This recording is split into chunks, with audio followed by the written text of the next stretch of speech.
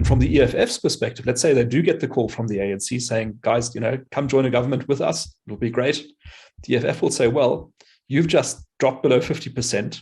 Your trend is only going one way, that is down. Are we going to tie ourselves to the sinking ship to be pulled down to the ocean ground, to the ocean floor? Not a good idea. We'll rather do our own thing. We've got a brand. We've got a message. We know what we want. We're strategically clear. We're not going to get into bed with this mess that is the ANC.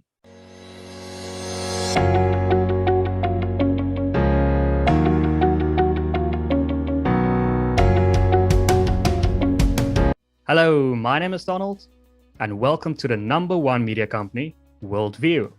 At WorldView, we explore everyone's perspectives on all things that can broaden our worldview. Today, we're talking with John Endres. John holds an MBA and a PhD in commerce and economics from a leading German business school, as well as a master's degree in translation studies from the University of Witwatersrand. John has extensive work experience in business, policy research, and project management. He is the CEO-elect of the IRR and the incoming director of the Center for Risk Analysis. The IRR is a public policy think tank established in 1929 to promote human rights in South Africa. The Center for Risk Analysis was established in 2010 and advises on global and South African political, economic, social, and policy risk. John has authored a book on change management and cities and presents the CRA's Risk Alert written and audio note every Monday morning at 7 a.m. John, welcome to the show. Cool. Thank you very much, Donald, for inviting me. Yeah, so this is going to be a fascinating interview. John, just before we start, two quick questions because your bio is very interesting. A master's degree in translation studies. What does that entail?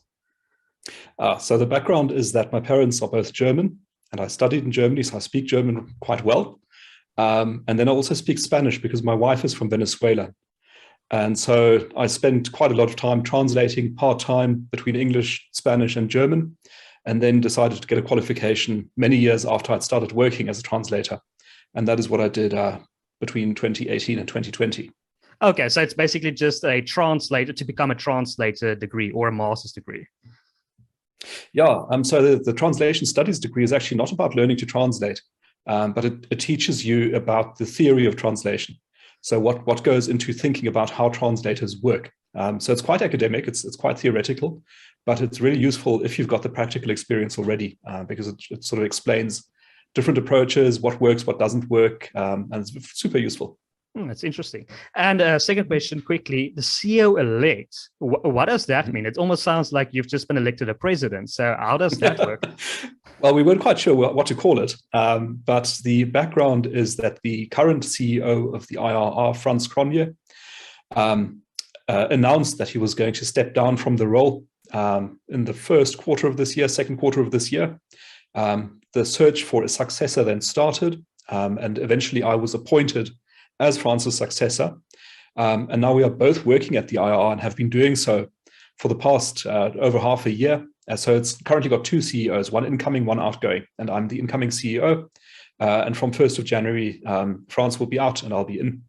And we're looking forward to some very exciting times at the IRR. I hope you attend this inauguration, but as opposed to Trump. But okay, so first question on these juicy subjects. If we come to the local election, I've heard a lot of ANC members, like Fikile Mbalula, the campaign manager, saying that the votes the ANC lost in this local election, they're going to come back. They love the ANC. They just sent out a warning shot. So do you think that's the case? Because I believe that's a very arrogant position to hold. But yeah, what's your opinion?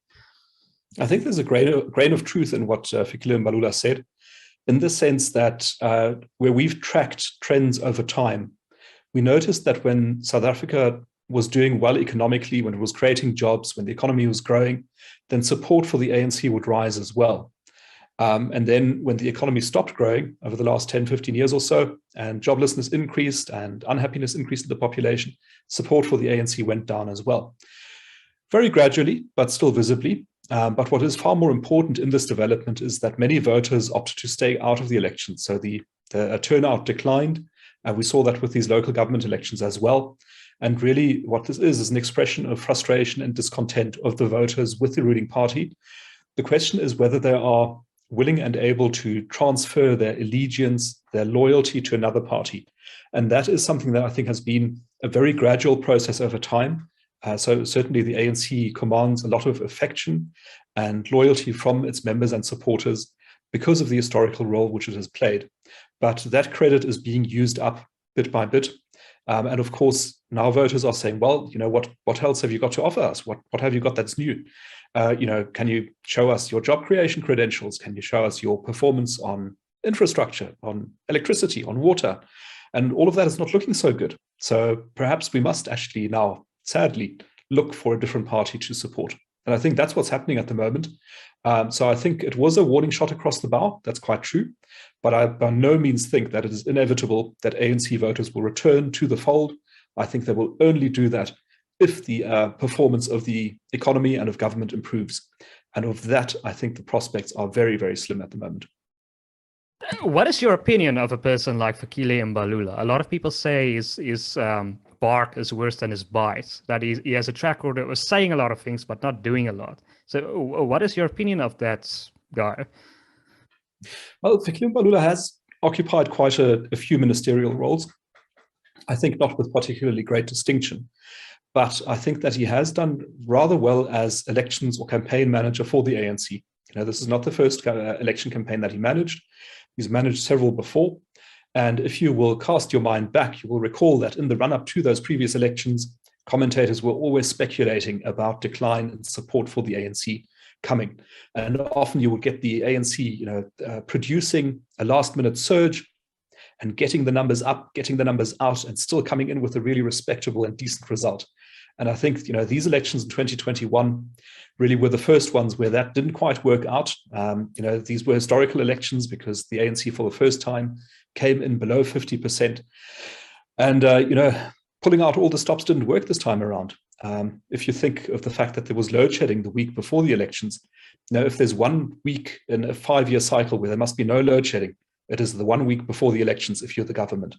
And that means during that week, if the power goes out, you burn the office furniture, you do whatever it takes, you make sure the power stays on, because otherwise the voters will run away from you. And, you know, in this time, it wasn't possible to keep the lights on. And I think that is just an illustration of how dire the situation of Eskom is. And it really reflected then in the election outcome for the ANC.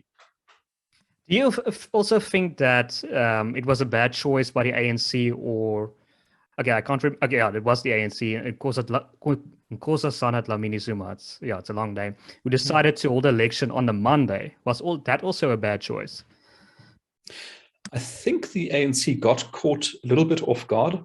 So there was a recent statements by Fikile Mbalula were published where he said that their polling had indicated that support for the ANC had declined to as low as 38%.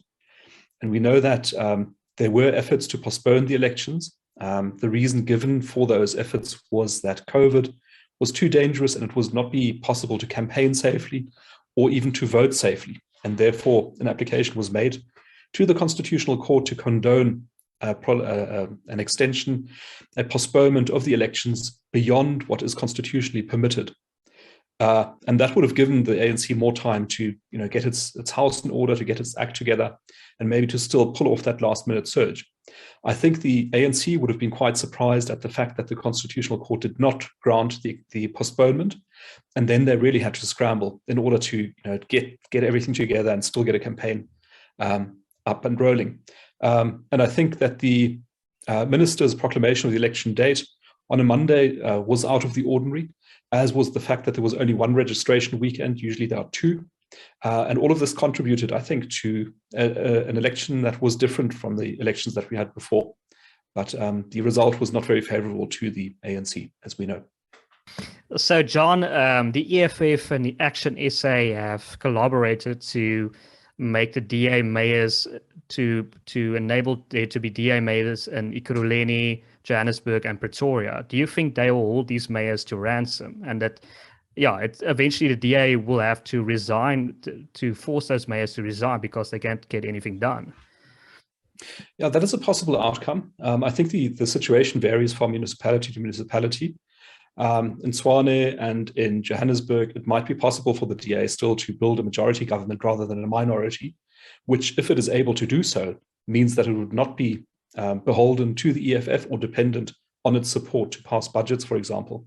In Ekurhuleni, I think that is mathematically not possible. And there certainly the EFF, I think, will try to play out the leverage, the power it holds over the DA government. It will try to negotiate for concessions to it, maybe even at the national sphere.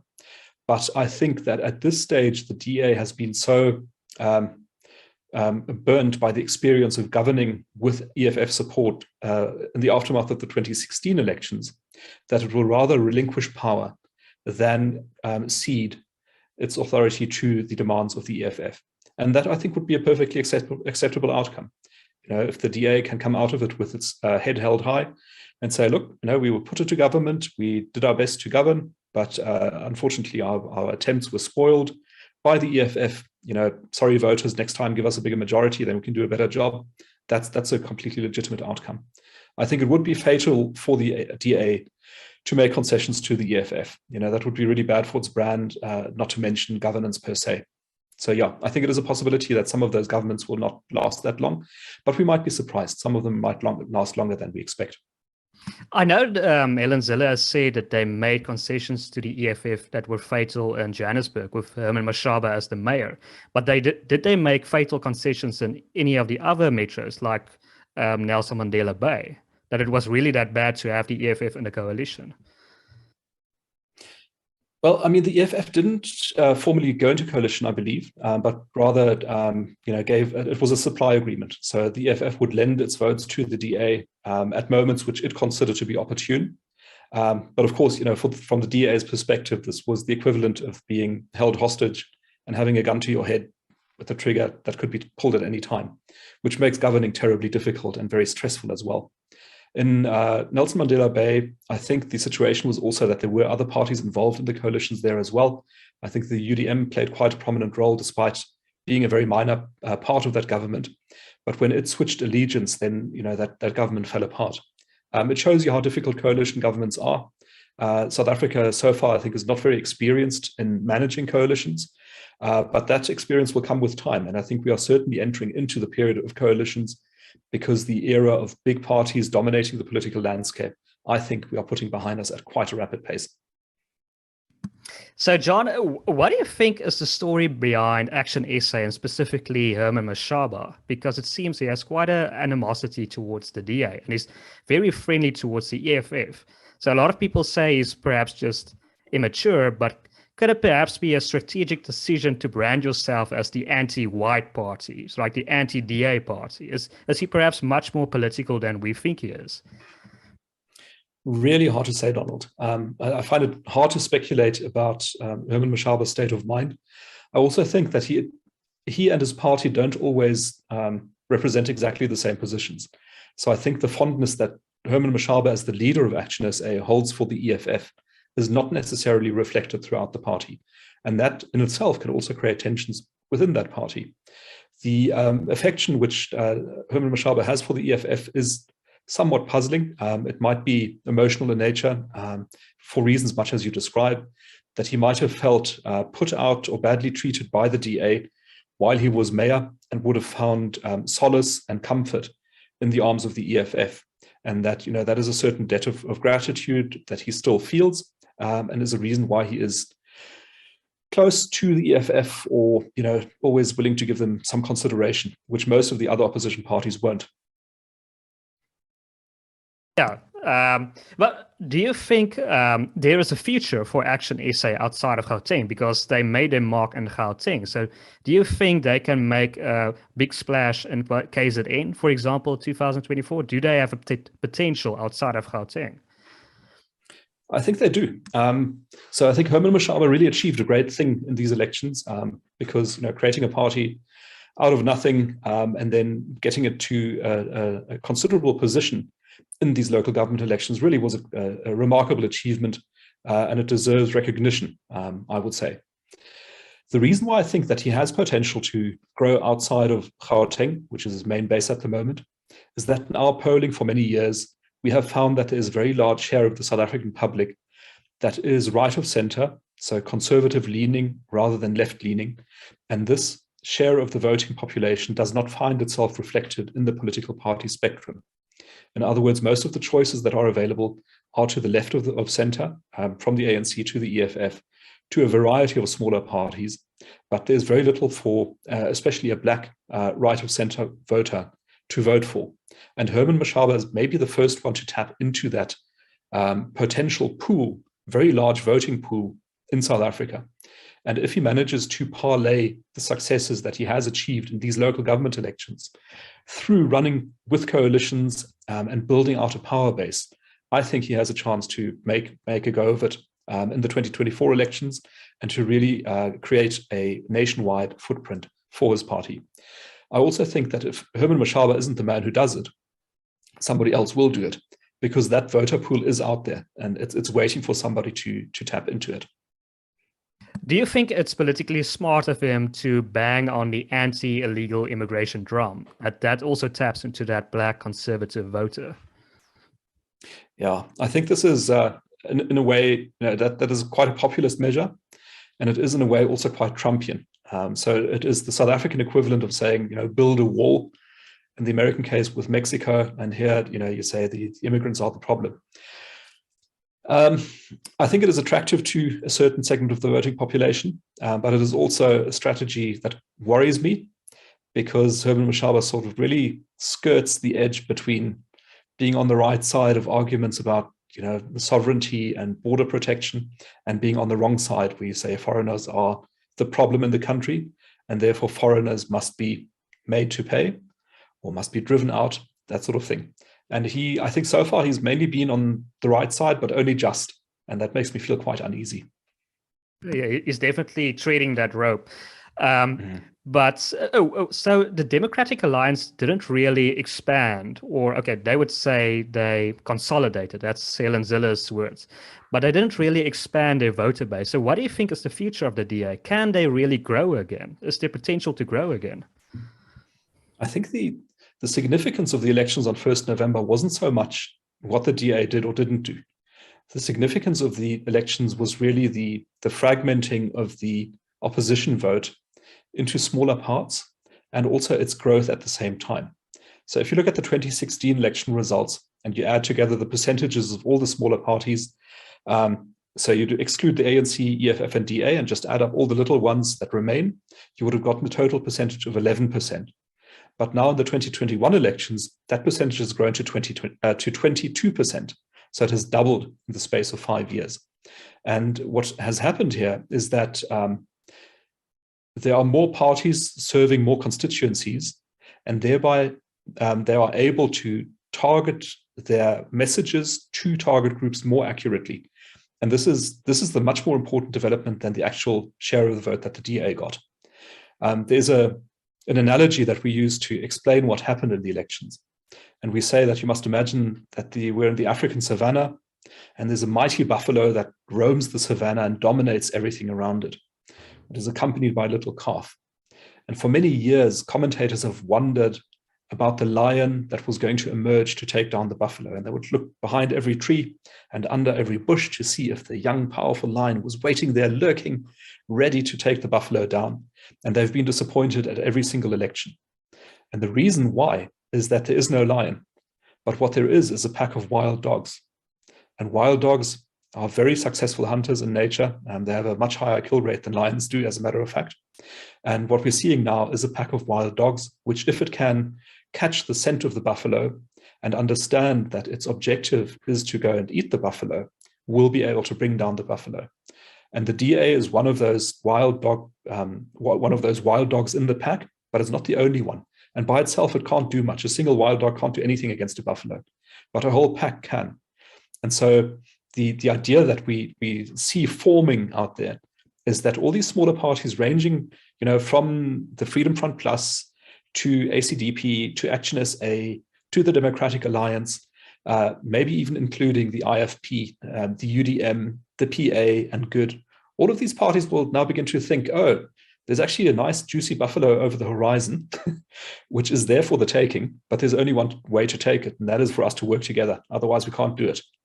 And if that idea gains traction, if it gains ground, we think there's a realistic prospect that in 2024 you will see the ANC pushed below 50% by a loose coalition of misfits and mismatched organizations that look like they couldn't agree on anything, but they can actually. They've got this one objective, which is to bring down the buffalo. And secondly, they are driven by the same primary values, which are, for example, economic growth as a strategy for the betterment of the country instead of redistribution, which is a very clear distinction between these two groups. Secondly, the rule of law and accountability over corruption, and that's another very clear distinction. And thirdly, it is also non-racialism. So if you look at these wild dog pack parties, they don't care very much about the issue of racism and racial discrimination and inequality and so on, because it's important, but really we need jobs and we need growth, we need the infrastructure to work, we need education and health to work. These are very basic things. That's what voters care about, and that is what these parties also care about. So if they can agree on this and focus on their objective, they've got a very bright future ahead of them. Yeah, I think what's key there is if they agree to work together. I mean, we'll see that in 2024 between the dynamics of the DA, the EFF, and ActionSA. But another thing that didn't make a lot of news is Mmusi Maimane's, I believe it's One South Africa movement. Do you think he has potential? Do you think he has any potential 2024 running as an independent candidate? Well, I must take one step back to the previous point, which is that the coalitions in the metros are really a test case for 2024. So it's, we're about 850 days out from the 2024 elections, and voters are looking at what's going on in governance, in politics. They're looking to the metros, and they see these wild dog parties, and they wonder, will they bite each other, and will they chase each other apart? Will they run away? Will they go and lie down with the buffalo, or will they actually focus on what they need to achieve? And if they do, I think the message will be very compelling to the voters, and of course it will also be very educational for the parties themselves, which currently are still focused on working separately and each trying to maximize their own share of the vote, instead of realizing that combined they have the potential to take power in 2024. So I think that is such an important story, and this really is the test case. It's like the training wheels on the bicycle. Go with the training wheels, and if you could show me that you can ride the bicycle, I'll take the training wheels off, and then you can properly ride the bicycle. So that's what we're looking for. In terms of Mmusi Maimane, I think that his political offering is not that clear. So in other words, he was the representative of the independent candidates, and some independent candidates did get elected in local government elections. But to me, it was not entirely clear what the purpose of the One SA movement was within that, because independents, as their name says, are independent. They're not really bound together into anything. But that having been said, I do think that Mmusi Maimane himself is a very charismatic leader, and it would be a mistake to write him off in the political scene. If he finds the right niche for him, then I think he can go far. And possibly that niche would be a conservative Christian party, where he could sort of lean into his previous career as a preacher and his very strong Christian convictions, which he shares with many people in South Africa. That's another market that's not being tapped into at the moment. I think the ACDP is there, but it's not really making a very strong showing in activating that voter group. Maybe Mmusi Maimane will do it. Yeah, that's a very interesting idea, sort of an ACDP 2.0. But Yes. I recently saw an article in the City Press, about Helen Zille. The journalist wrote that Helen Zille is a liability towards the DA because she tends to focus on identity politics and tweets about colonialism. It's hampering the DA's ability to grow. Do you think that's the case? Because interestingly, I saw this morning an interview on Nuusport, an Afrikaans station, where she said that she is actually more popular than the Democratic Alliance in many internal polling, especially amongst Black South Africans. So what do you think is Helen Zille's appeal to South Africans? Is he more popular than the Democratic Alliance? We did polling on the favorability of political leaders, but unfortunately we didn't ask about Helen Zille. We asked about the leaders of parties. current leaders of parties. But I think she's probably right. And I think that the point that Mondi Makanya made in City Press is a figment of the press's imagination. It is very widely reported and repeated over and over again how terrible Helen Zille is, what a liability she is. I don't think that's true. I think she is strategically very astute. She is one of the smartest people I've met ever. And I think she's not a warm and fuzzy, cuddly kind of person. And so I think, it's easy to dismiss her and say, no, how did she ever make it as a politician? Because she's not, the charismatic, baby kissing, handshaking kind of guy or sort of politician. But she is very smart. She's a very strong leader. She's got a very good profile. And I also think that the polling results that she mentioned, which I haven't seen for myself, are probably true. If you go out and you ask a representative sample of South Africans, firstly, do you know who Helen Zille is? Many of them will say, yes, of course I know who Helen Zille is. And if you ask them, what do you think of Helen Zille? Many of them will say, she's very strong, she's very fierce, she's very outspoken, she's got clear views, and I like that in a politician. So I think she probably is much more favorably viewed by voters and by the broader public than by the media and the commentariat. I can definitely think that's the case. But okay, you mentioned in 2024 that the ANC can fall below 50%. So is it too early to start talking about President John Steenhuisen? That's quite a provocative question. So the first question is it too early to start speaking about the DA losing power? And I think it's not too early for that. I think that is a realistic prospect now. And more and more people, I think, are buying into this idea. I forget, somebody wrote in the Sunday papers an article on Cyril Ramaphosa being the last ANC president of South Africa. So this idea is gaining traction. Whether John Steenhuisen will be the president, I don't know if the country is ready. So I think it might be that a coalition where the DA is the largest party manages to take down the ANC below 50 and constitute a government. I half suspect that somebody else might be made president, but with John Steenhuisen in a very prominent position. That's a tough call. I'm not sure about that. Yeah, that's interesting. And it would be very ironic, sort of ironic, that after all these years of democratic elections, that the first person after the ANC will be a white male to be the president of South Africa. Yes, that would be the narrative, would be quite something on that. Yeah. But okay, so it might be very chaotic after 2024, and we see some of that chaos now playing out. Is it possible that the ANC can come back and say, okay, you have chaos, but at least you had some degree of stability with us, so vote for us again? So is there a possibility that they can make a comeback with that argument? So I think there's two ways for the ANC to come back. And one I think is almost impossible, and the other one is possible. The impossible way is for the ANC to regain its majorities and sort of, on the strength of its arguments, persuade voters to return to it. And one of those arguments could be, chaos is terrible, the ANC is the guarantor of stability, vote ANC. I don't think that is going to be enough. The ANC would need to add to that, plus we created jobs, plus we fixed Eskom, plus, we showed that we were able to run the country properly.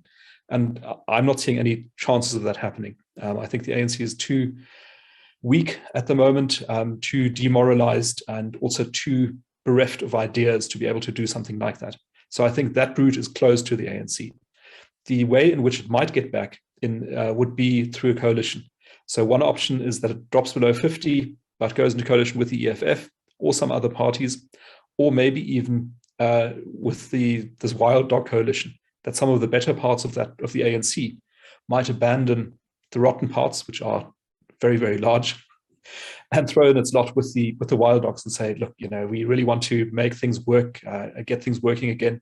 We're going to join you in the DA, the ActionSA, the Freedom Front, the IFP, all those parties, and we're going to try to work something out, and we're going to abandon the rotten rest of the ANC. That is possible. I think no opposition politician would countenance that at the moment. But give it 2-3 years. Let's see where we go. Maybe by then the ANC will be in a different shape than it is now. The problem also probably with that argument is there's so much chaos in South Africa at this very moment, like you just saw with the July riots. So it's difficult to make that argument.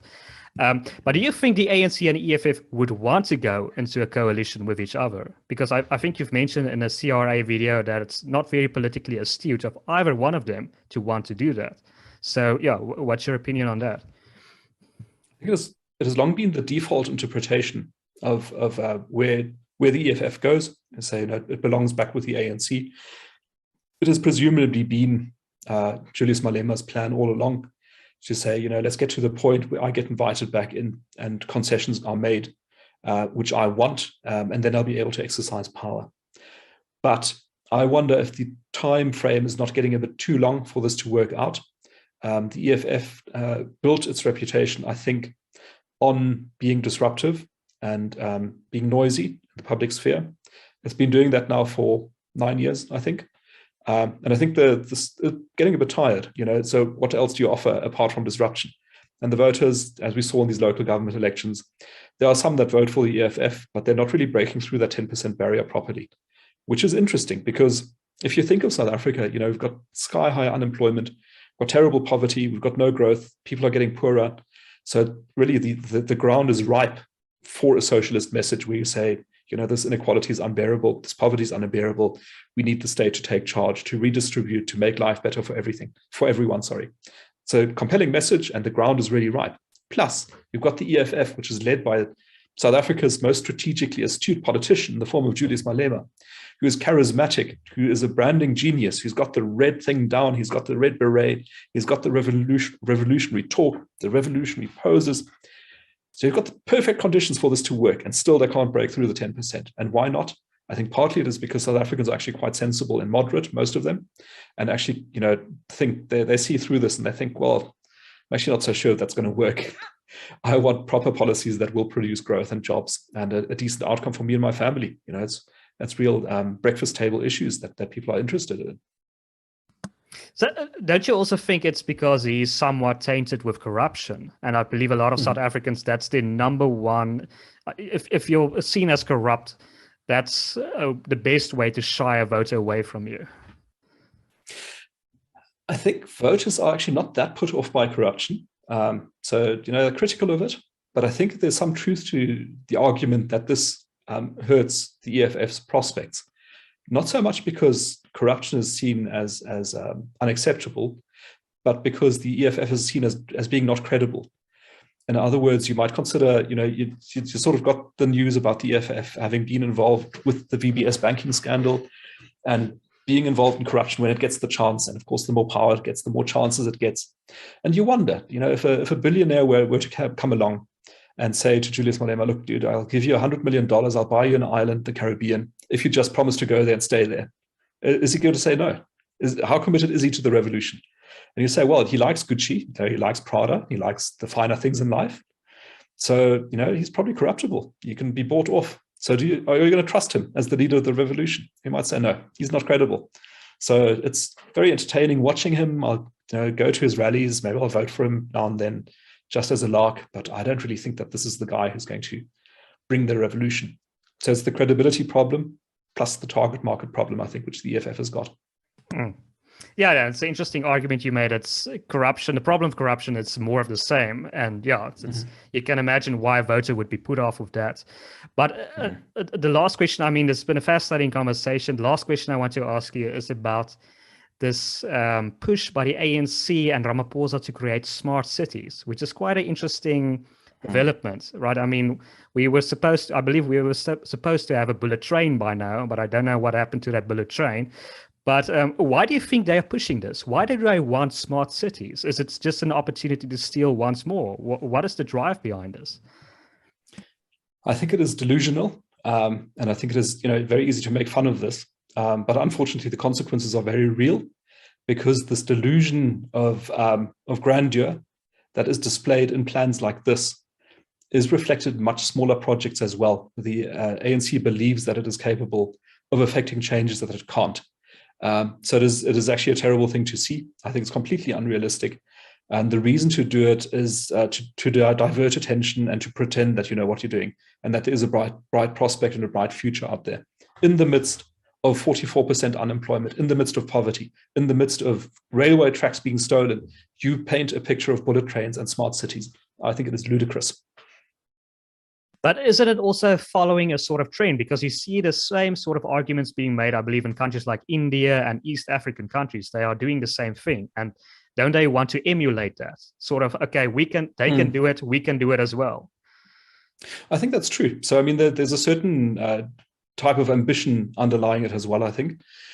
But, the talk of the fourth industrial revolution falls into the same category, where you say, the whole world is talking about this and about connected devices and the Internet of Things, and everything will be networked and linked, and your milk will call you on your cell phone when it's about to go off to remind you to buy some fresh milk and that sort of thing. That is not where we are as a country. We are not producing enough maths graduates. We're not producing enough university students in coding, IT, engineering, technology, mathematics, science, and so on, to make that even vaguely possible. I think it'll be possible in very sort of small areas. We are very much a divided society where many people are very poor, but some people are very rich. And those rich people, yeah, sure, they'll have all those interconnected devices. They'll have a bit of the fourth industrial revolution. But as a country, we are very far removed from that. We don't even have electricity, or reliable electricity at least. So no, I don't think that's going to happen. Yeah, no, definitely. We're not sticking to issues that matter. But John, thank you so much for your time. This has been such a fascinating interview. I want to give you one last opportunity if you want to add, plug, or say anything that you want to. Two things, Donald. The first is that I realized that I didn't answer one of your questions, which was the one about the ANC and the EFF going together. And so I think I got halfway through my explanation where I said this was sort of the standard explanation of what we expect to happen. But there are strong arguments why you might think it won't happen. And the way to visualize this is that it's the morning of 2024. You're in the results center in Midrand looking at the elections scores coming in, trickling in, and the ANC realizes for the first time in a national election it is below 50%. And now the General Secretary has to pick up the phone and call some other parties to try to build a majority. And he's got the choice of all the parties. Is the EFF going to be the first party that he calls? Because he knows that the EFF is a very dangerous party, ruthless, very smart, much smarter than the cabinet colleagues possibly within the ANC. And he knows if he picks up that phone, if he brings the EFF in, they'll eat him for breakfast. Before you know it, the cabinet colleagues will be accused of corruption. They'll be locked up within a month. The ANC will be eviscerated, and the EFF will run the show. Are those the people you want to strike a deal with? So from the ANC's perspective, this is very, very risky. And, if they have any sense, they will think very carefully about whether to do that or not. And from the EFF's perspective, let's say they do get the call from the ANC saying, guys, come join a government with us. It'll be great. The EFF will say, well, you've just dropped below 50%. Your trend is only going one way, that is down. Are we going to tie ourselves to the sinking ship to be pulled down to the ocean ground, to the ocean floor? Not a good idea. We'll rather do our own thing. We've got a brand. We've got a message. We know what we want. We're strategically clear. We're not going to get into bed with this mess that is the ANC. So I think both of them have reasons not to go together. Plus, the ANC, if it just drops a couple of percentage points below 50, has lots of options. It can give a call to the UDM, it can call ActionSA, it can call the IFP, it can call COPE, the PA, good. There's lots of options. The EFF is not necessarily the best one. So I think that scenario is not that probable. I hope I'm right, because it is a very bad scenario if those two get in bed together.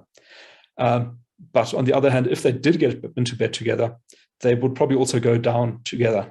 The buffalo and its calf would expire at the same time.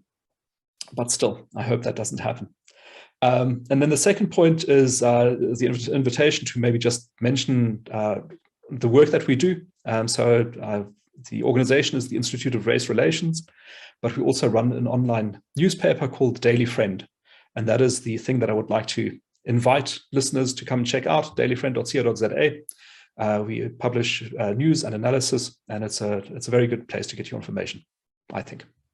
Well, John, great. Thank you so much for your time. And yeah, I've also add to that ANC point that they should never forget that they are perhaps a 46% party. And if they made a coalition with the EFF, they might become a 10% party.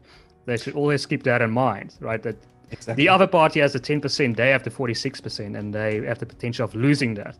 But thank you so much for your time. To our viewers, you've most certainly enjoyed this content. If you made it this far, please consider liking this video, subscribing, and donating on Patreon. My name is Donald, and you've been watching WorldView.